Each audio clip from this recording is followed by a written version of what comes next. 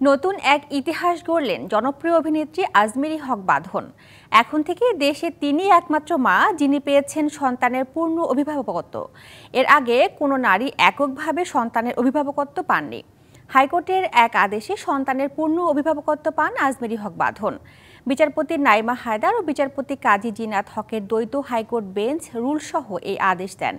এদিন নাবালক সন্তানের অভিভাবকত্ব নির্ধারণের নীতিমালা প্রণয়নের সংশ্লিষ্ট বিশেষজ্ঞদের সমন্বয়ে একটি কমিটি গঠন করতেও নির্দেশ দিয়েছে হাইকোর্ট। অভিভাবক ও প্রতিপাল্য আইনের ধারা অনুসারে কোনো নাবালক সন্তানের বাবা জীবিত থাকা অবস্থায় অন্য কারো পক্ষে সেই নাবালকের অভিভাবক হওয়ার সুযোগ নেই।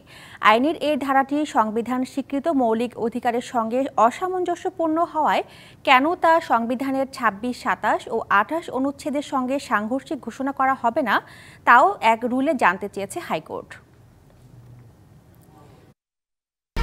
১, ২, ৩ ঢাকায় জমি জিতে নিন ১০০% ক্যাশব্যাক সহ ২০ কোটি টাকার পুরস্কার।